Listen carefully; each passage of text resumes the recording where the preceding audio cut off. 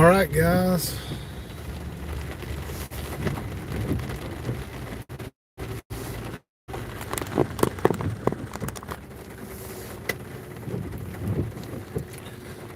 Let's go ahead and hit the road here. We're going to take you guys along with us as we head home.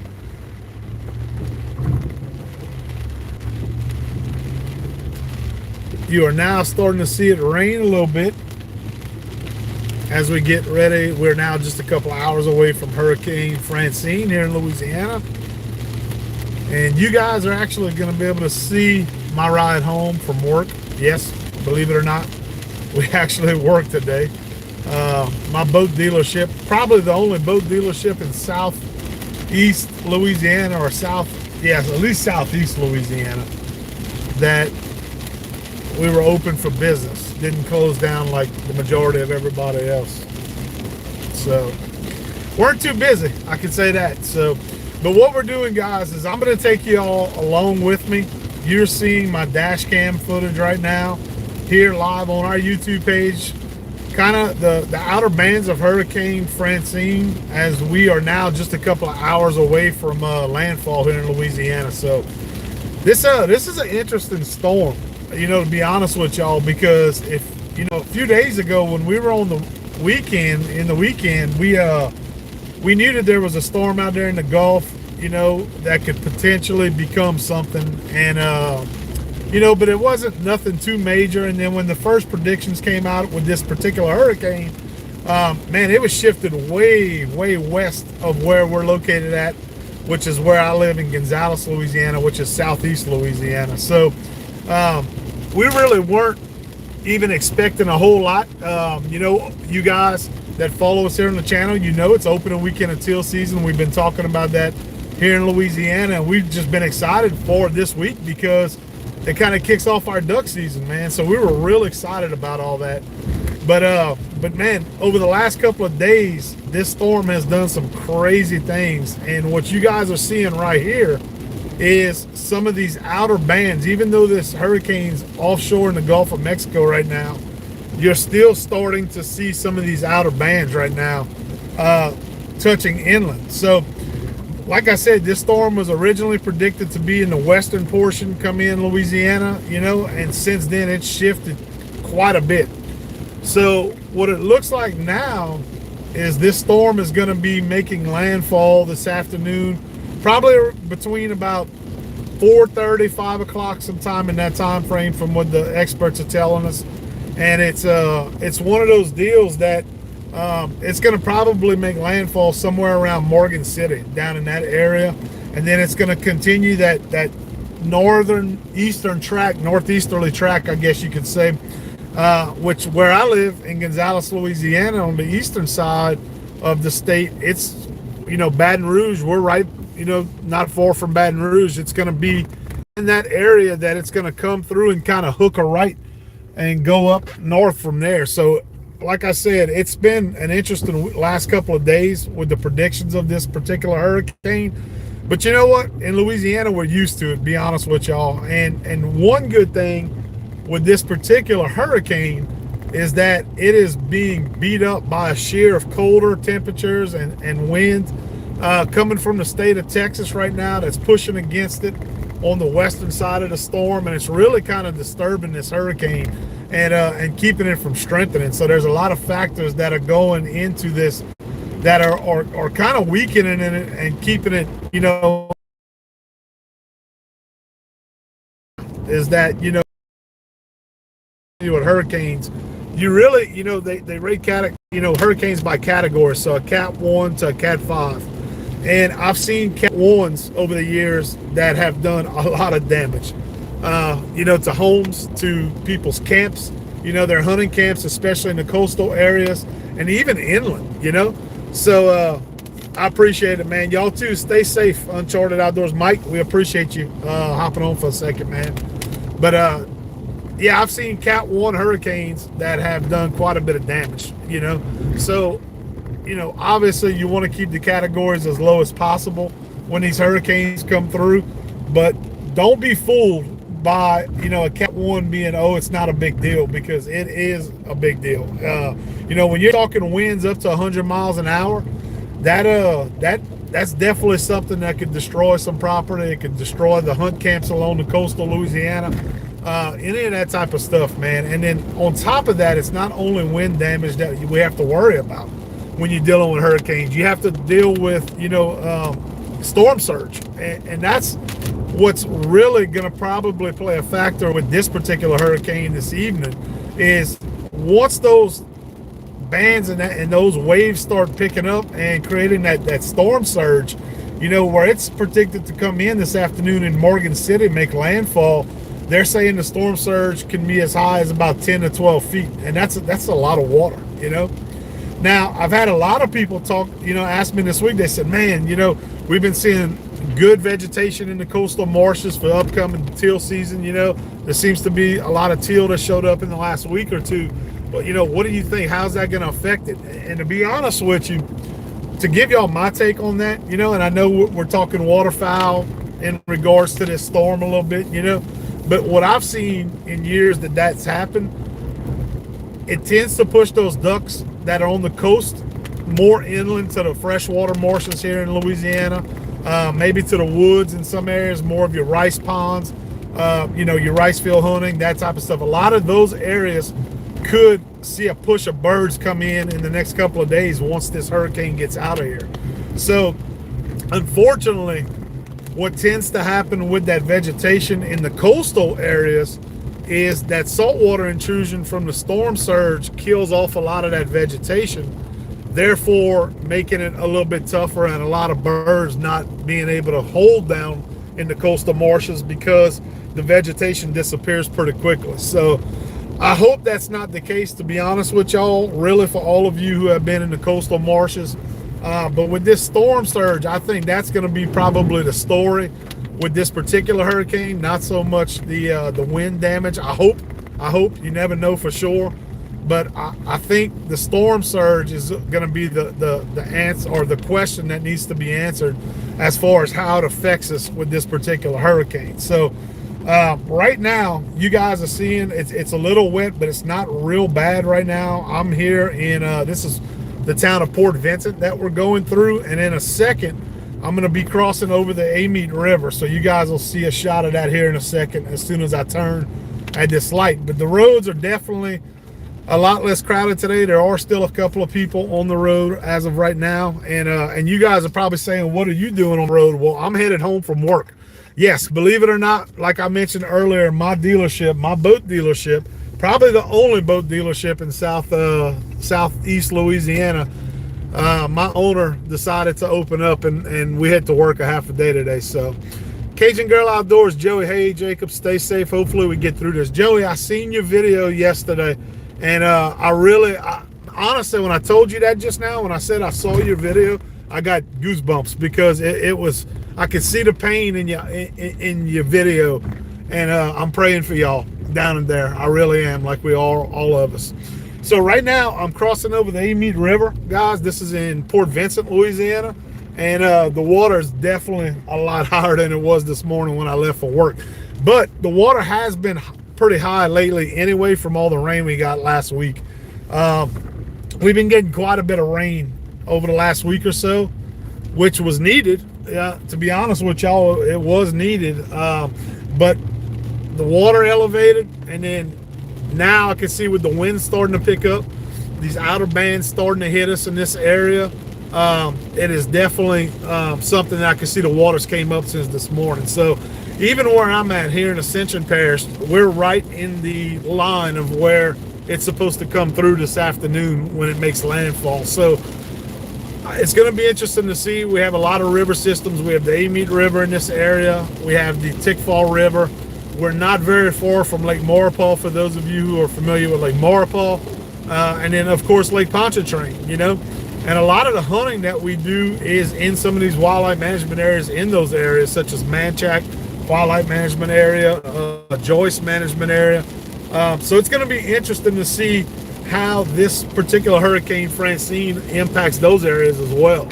So, you know, whenever Ida hit several years back, I'm just going to talk about Manchac and Joyce for a second.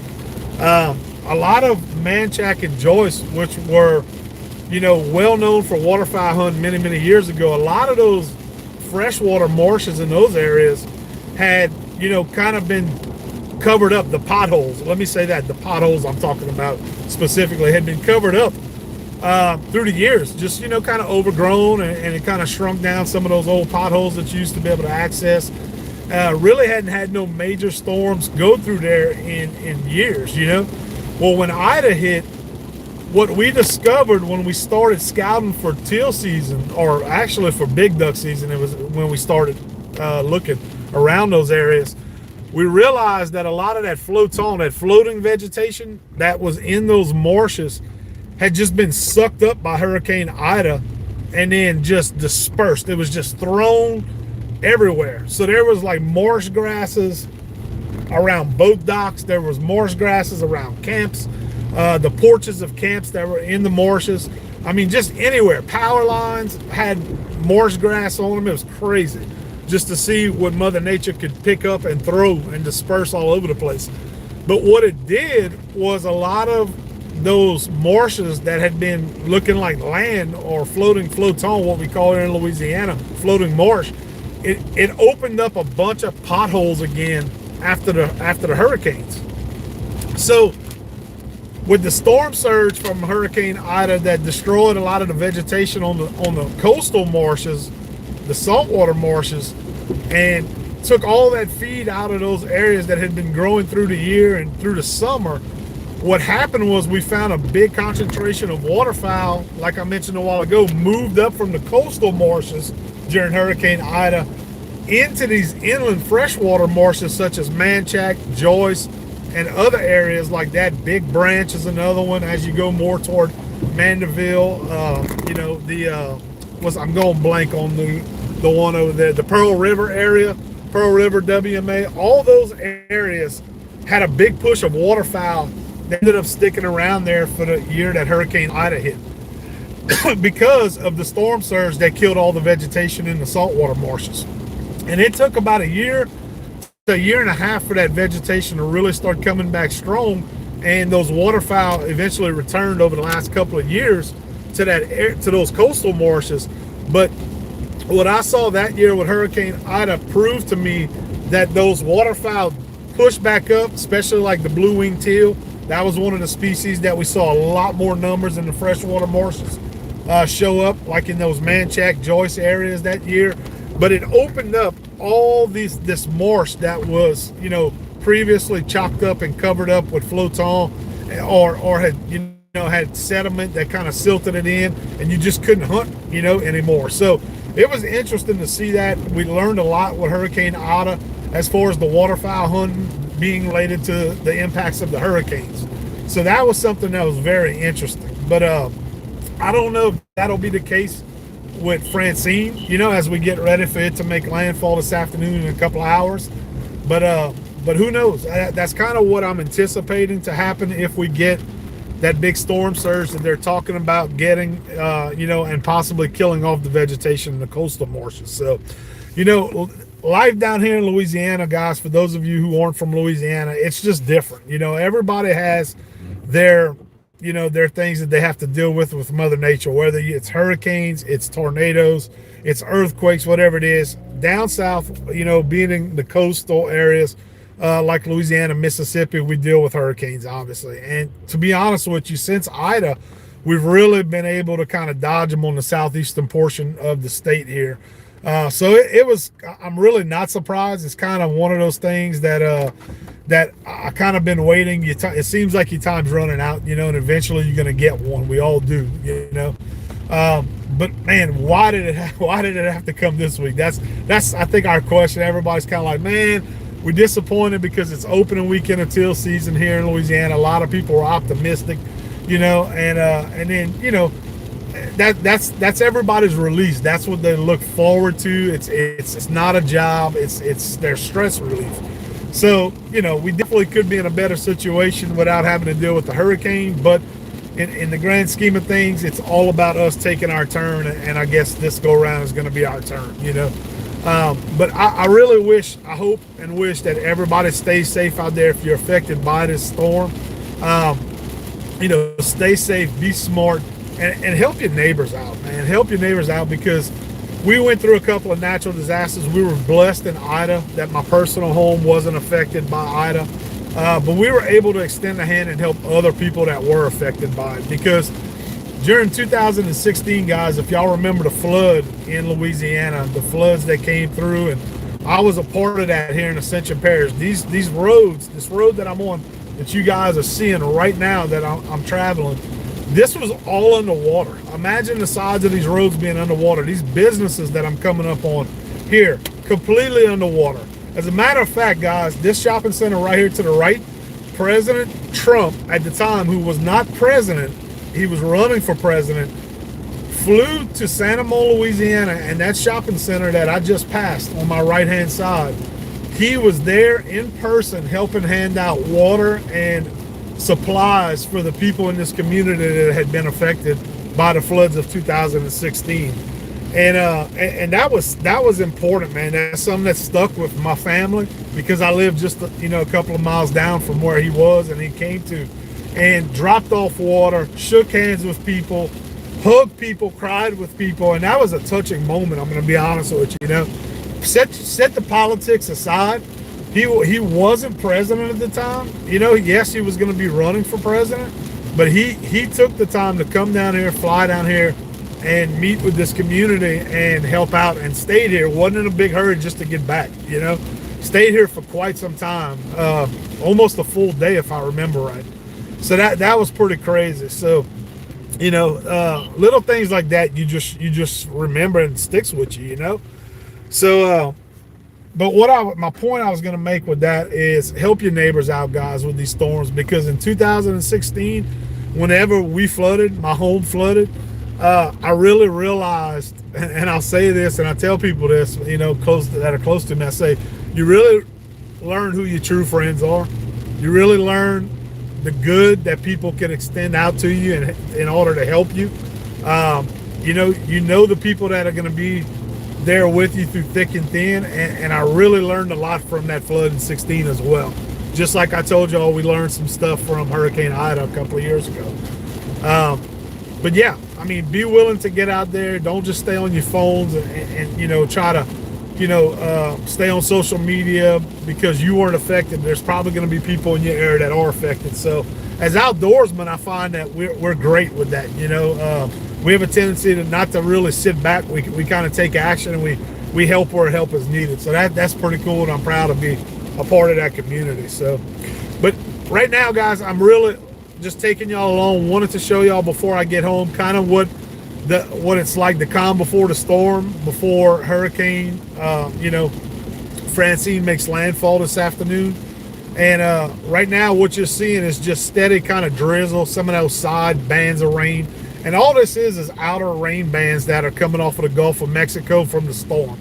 So that's really what we're seeing right now. I did talk to one of my best friends. He works for the energy company, and he told me, he says, man, we're headed to y'all area, in the Ascension area. He said it don't look good for y'all in that area. He said, and you could probably expect power outages for about 3 to 6 days. He said that's what they're telling us and briefing us on. So hopefully that's not the case. Right now, man, I've already heard of some people said they lost power last night and this morning in certain communities, not in our area, but I don't know if the energy companies, they kind of get ready to prep for that stuff, and they tinkering with stuff, and accidentally they'll lose, people will lose power.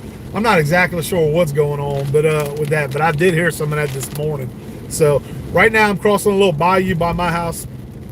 This is called New River Canal, and it's a little tributary that runs through Gonzales, Louisiana, where I live at. So, but this is my neighborhood on the left, guys. My house butts up to this highway, which is Church Point Highway. These privacy fences during Hurricane Ida, all this stuff was all knocked down. But this ditch that you see to my left, when I was talking about the flood in 16, when we all flooded, this was all completely underwater. As a matter of fact, this road right now that you guys are seeing that I'm on, this is Church Point Road, and I just passed Santa Monica High School behind me. When I came back to my house during 2016 for the flood, I had to launch my tiller handle boat at the main highway up the road by the high school. All of this, and I'll take y'all through this, all of this neighborhood that you're seeing right here was completely underwater just about. And what's crazy about that flood in 16 is that I was working, not too far from home right here. And they had originally told us, they said they didn't think it'd be real bad, nothing like we ended up getting, what ended up happening.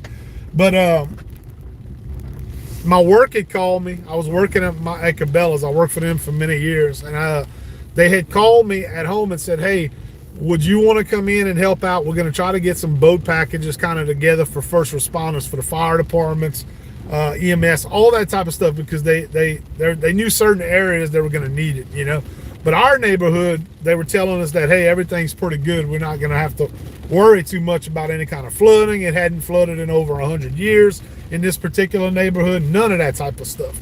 So I was like, yeah, no problem. I'm going to make sure my home's secure just in case, something happens, and then I'll head into work and go.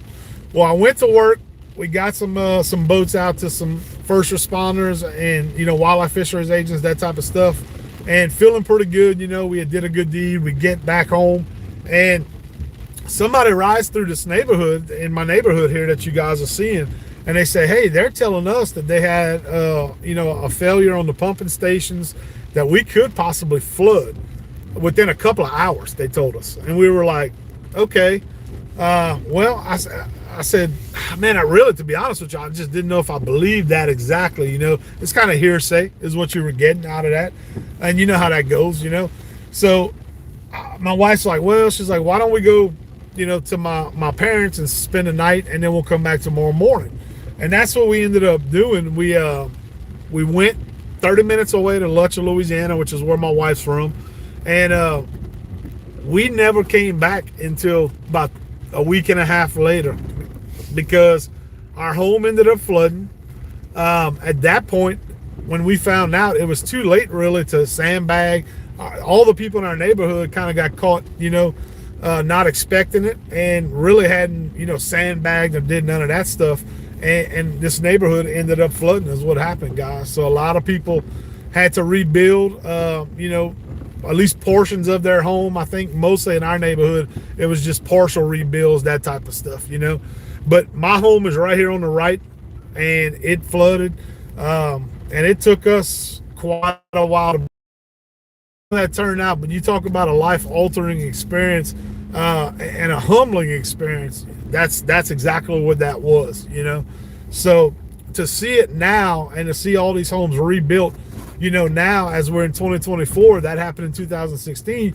You pray anytime these natural disasters like Hurricane Francine that we're getting today doesn't impact you, greatly, I guess you could say. So that's what we're hoping for. I think, or I pray and I hope that we'll be okay in this area, but there's going to be a lot of our neighbors who are going to need help. So if we can get out there and help them, that's what we're going to try to do. So, and however you contribute, man, because I can tell you when we flooded that year, we had people contribute. It wasn't just cutting sheetrock.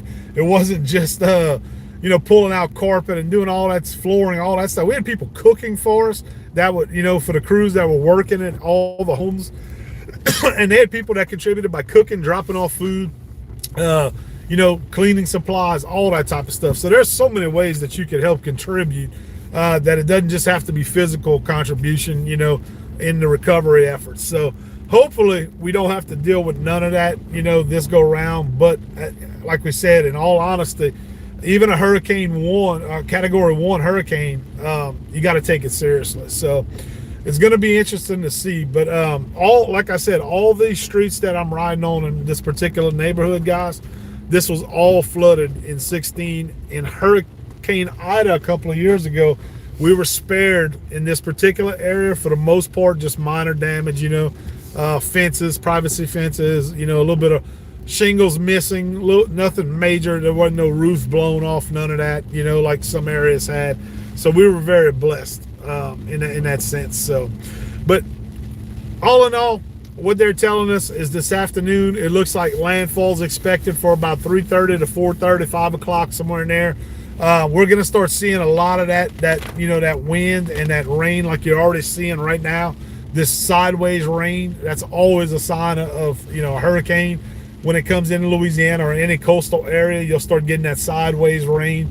They're telling us winds up to 100 miles an hour, possibly with gusts maybe a little bit higher than that, but I'm hoping we don't quite get that, to be honest with y'all, because by the time this storm makes landfall, gets inland just a little bit, they're saying it's going to deteriorate pretty quickly because of all the the shear that is forcing it with some colder air and stuff like that to kind of break it up. So it's a very fast moving storm from what it looks like, which is also a very good thing. Anytime you get a slow moving storm with a hurricane, it means it dumps a lot more water, a lot more time for intensification, for winds, that type of stuff. This one is moving very fast, it looks like.